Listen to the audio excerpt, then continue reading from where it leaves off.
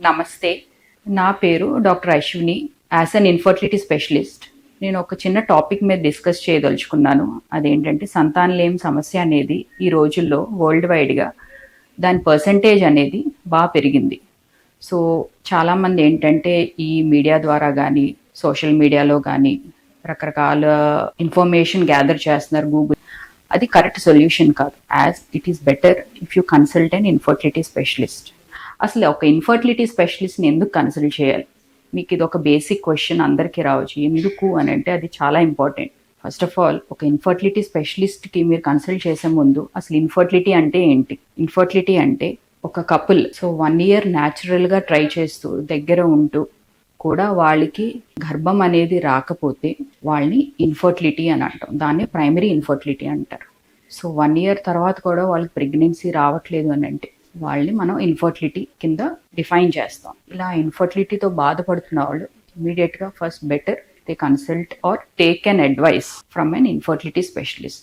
Infertility స్పెషలిస్ట్ని ఎందుకు consult చేయాలంటే not only to go for an IVF కంటే ముందు చాలా స్టెప్స్ ఉంటాయి. చాలా సింపుల్ బేసిక్ స్టెప్స్ కూడా ఉంటాయి. ఎందుకంటే కపుల్ అనేది న్యాచురల్గా కూడా ట్రై చేయడంలో వాళ్ళకి కొన్ని ప్రాబ్లమ్స్ ఫేస్ చేయొచ్చు. చిన్న చిన్న సమస్యలు వాళ్ళు ఒక ఇన్ఫర్టిలిటీ స్పెషలిస్ట్ దగ్గర if they open up they can get their solution.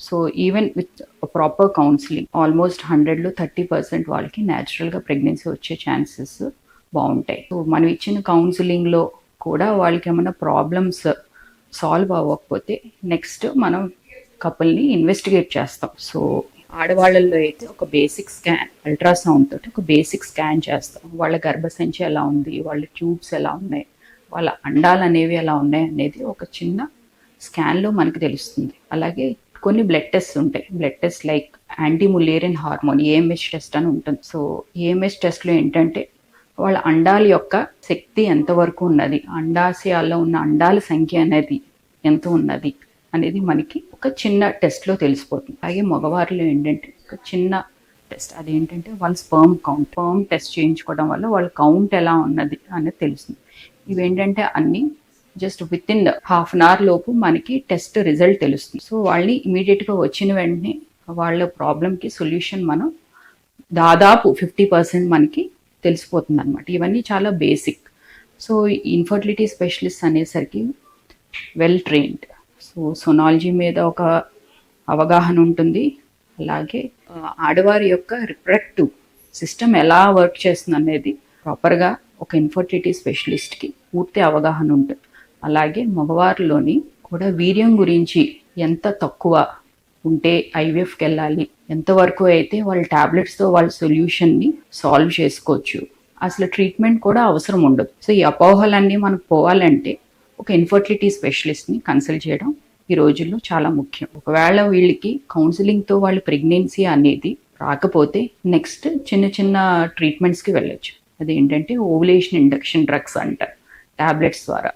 ఈ ట్యాబ్లెట్స్ కొంత చిన్న చిన్న డోస్ ఇంజెక్షన్ తీసుకోవడం వల్ల కూడా చాలామంది ఒక 3 నెలలు 6 నెలల లోపే వాళ్ళకి ప్రెగ్నెన్సీ వచ్చే ఛాన్సెస్ మెండుగా ఉన్నాయి. 30 to 40% ఈ లెవెల్లోనే దే విల్ కన్సీవ్. ఈవెన్ ఈ ట్యాబ్లెట్స్తో కూడా రెస్పాండ్ అవ్వకపోతే నెక్స్ట్ మనం ఐయుఐ అంటారు. ఇది సెకండ్ లెవెల్ ఏంటంటే ఇంట్రాయూట్రైన్ ఇన్సెమినేషన్ అంటారు. ఇంట్రాయూట్రైన్ ఇన్సెమినేషన్ కూడా ఒక బేసిక్ ప్రొసీజర్. అది ఆఫీస్ బేస్డ్ ప్రొసీజర్ అంటే ఎప్పుడైతే ఆడవారి అండాన్ని మనం రెడీ చేస్తామో మనం ఇచ్చిన టాబ్లెట్స్ ద్వారా, అదే రోజు మగవారు వాళ్ళ వీర్యం ఇస్తే దాన్ని మనం పూర్తిగా శుద్ధి చేసి డైరెక్ట్గా ఆడవారి గర్భసంచిలో పెడతాం. ఇది చాలా సింపుల్ ప్రొసీజర్. దీన్నే మనం ఇంట్రాయూట్రైన్ ఇన్సెమినేషన్ అని అంటాం. దీనికి ఏమీ రెస్ట్ అవసరం లేదు. వాళ్ళు వచ్చి ఒక పావు గంటలో వాళ్ళ ట్రీట్మెంట్ తీసుకుని తిరిగి ఇంటికి వెళ్ళిపోవచ్చు. సమయం అనేది ఎవరికి వృధా అవ్వదు. ఇలా ఒక 3 నుంచి 6 నెలల వరకు ట్రై చేయొచ్చు. ఇంకా కూడా మ్యాక్సిమం ఇందులోనే 30% కన్సీవ్ అయిపోతారు. మిగిలిన 30% దీనికి కూడా ట్రీట్మెంట్ రెస్పాండ్ అవ్వకపోతే నెక్స్ట్ మనం వాళ్ళకి ఆప్షన్స్ ఇస్తాం. ఇన్విట్రో ఫర్టిలైజేషన్ అంట. దాన్ని మామూలు ప్రజానికం ఏమనుకుంటారంటే అది test tube baby. In vitro fertilisation అంటే ఏంటి?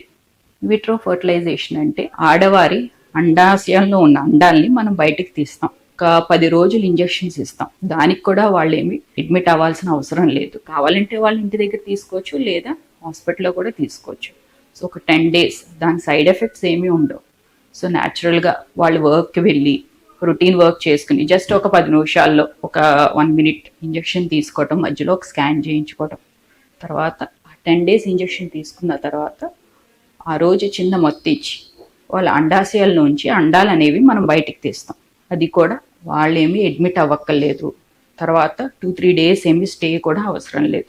సో అదే రోజు మత్తు ఇచ్చి వాళ్ళ అండాశయాల్లోంచి అండాలు అనేవి బయటికి తీస్తాం. తీసిన వెంటనే ఒక 1-2 hours వాళ్ళు మా అబ్జర్వేషన్లో ఉంటే చాలు. సో ఏ రోజైతే అండాశయాల్లోంచి అండాలు అనేది బయటికి తీస్తామో అదే రోజు హస్బెండ్ వీర్యాన్ని ఇస్తే ఆ వీర్యాన్ని అండాశయాల్లోంచి తీసిన మన అండాల్ని ఫలదీకరణ అనేది న్యాచురల్గా ఆడవారి గర్భంలో జరుగుతుంది. సో అదే ప్రక్రియ మనం ఐవీఎఫ్ ల్యాబ్లో చేస్తాం. ఐవీఎఫ్ ల్యాబ్ అంటే ఎంబ్రియాలజీ ల్యాబ్. సో మీకు ఇక్కడ ముఖ్యమైన విషయం ఏం చెప్పాలంటే ఇక్కడ ఒక టీం వర్క్ చాలా ఇంపార్టెంట్. ఒక ఐవీఎఫ్ సెంటర్లో ఏంటంటే ఒక ఐవీఎఫ్ స్పెషలిస్ట్తో పాటు ఒక ఎంబ్రియాలజిస్ట్ ఉంటారు, ఒక ఆండ్రాలజిస్ట్ ఉంటారు. సో ఎంబ్రియాలజిస్ట్ ముఖ్య వాళ్ళ యొక్క పని ఏంటంటే ఈ అండాశయాన్ని నుంచి తీసిన అండాన్ని వీర్యాన్ని ఫలదీకరణ అనేది ట్రైన్డ్ ఎంబ్రియాలజిస్ట్ చేస్తారు. సో దాన్ని మళ్ళీ కల్చర్ చేయాలి, దాన్ని పిండం కింద మనం మార్చాలి. సో దాన్ని Day 3 పిండం కింద కానీ or embryo or Day 5 embryo అని మనం బ్లాస్టోసిస్ట్ అంటాం. సో ఆ మంచిగా మనకు వచ్చిన బ్లాస్టోసిస్ట్ని తిరిగి మనం ఆ కప్పుల్ని ఎప్పుడైతే మనం ఎగ్స్ తీసిన తర్వాత రోజు నుంచి ఒక 5 రోజులు లెక్క వేసుకుని 5వ రోజు మనం ఏర్పడిన మంచి పిండాన్ని మళ్ళీ వాళ్ళ గర్భసంచిలో పెడతాం. ఈ 2వ స్టెప్కి మనకి ఏ విధమైన మత్తు ఇవ్వాల్సిన అవసరం లేదు, జస్ట్ ఒక office procedure. Next they can go there home. 15 days rest అలాంటిది ఏమి ఉండదు, అదొక అపోహ. ఎంబ్రియో పెట్టిన వెంటనే they can do there routine work. So ఇక్కడ ఏంటంటే రెస్ట్ అలాంటిది ఏమి ఉండదు. So these are all normal procedures. So we're doing. ఇది ఒక బ్రీఫ్గా ఒక ఇన్వర్ట్రో ఫర్టిలైజేషన్ గురించి. కాకపోతే ఏంటంటే కపుల్ ఒక్కొక్కళ్ళు ఒక్కొక్క ట్రీట్మెంట్కి వాళ్ళు రెస్పాండ్ అవుతారు. అందరికీ ఒకే రకమైన ట్రీట్మెంట్ ఉండకపోవచ్చు. ఒకళ్ళకి ఐవీఎఫ్ 1 month 2 monthsలోనే వాళ్ళకి అండాశయాల్లోంచి అండాలు తీయటం, ఎంబ్రియోస్ని ఫామ్ చేయడం సరిపోతుంది. కొంతమందికి ఏంటంటే ట్రీట్మెంట్ మారచ్చు. సో ప్రతి పేషెంట్కి ఒకలాంటి ట్రీట్మెంట్ కాకుండా రకరకాలుగా మన ట్రీట్మెంట్స్ ఇవ్వాల్సి ఉంటుంది. సో కొంతమందికి మనం ఐవీఎఫ్ వరకు తీసుకెళ్లాలంటే అట్లీస్ట్ 1-2 months వాళ్ళకి ప్రేయర్గా ట్రీట్మెంట్ ఇవ్వాల్సి ఉంటుంది. చిన్న చిన్న సర్జరీస్కి వెళ్లాల్సి ఉంటుంది, లైక్ హిస్ట్రోస్కోపీ, లాప్రోస్కోపీ. ఇవి కూడా డే కేర్ ప్రొసీజర్స్. దీనికి కూడా మనం ఏమి అడ్మిషన్ అవ్వాల్సిన అవసరం లేదు. మార్నింగ్ వస్తే ఈవినింగ్కి అలా వాళ్ళు డిశ్చార్జ్ అయ్యి నెక్స్ట్ డే రొటీన్ వర్క్స్ అనేది చేసుకోవచ్చు. సో ఒక్కొక్క కప్పులు ఒక్కొక్కలాగా రెస్పాండ్ అవుతారు. సో నేను ఇప్పుడు ముఖ్యంగా చెప్పాలి అని ఏమనుకుంటున్నానంటే ఐవీఎఫ్ అనేది ఒక జర్నీ. సో ఈ జర్నీలో ఏంటంటే అనవసరమైన అపోహలకి వెళ్ళొద్దు అని నేను చెప్పేది మెయిన్.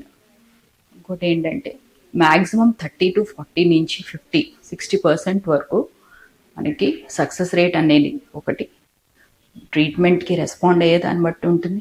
అలాగే చాలా ముఖ్యమైన పాత్ర ఎక్కడ ఉంటుందంటే మన ఐవీఎఫ్ ల్యాబ్, ఎంబ్రియాలజీ వర్క్ అనేది చాలా ఇంపార్టెంట్. సో ఐవీఎఫ్ ల్యాబ్ అనేది దాన్ని ప్రామాణికంగా దాన్ని మనం మెయింటైన్ చేసే ఐవీఎఫ్ సెంటర్లోని ట్రీట్మెంట్ తీసుకోవడం అనేది చాలా ముఖ్యం. నమస్తే.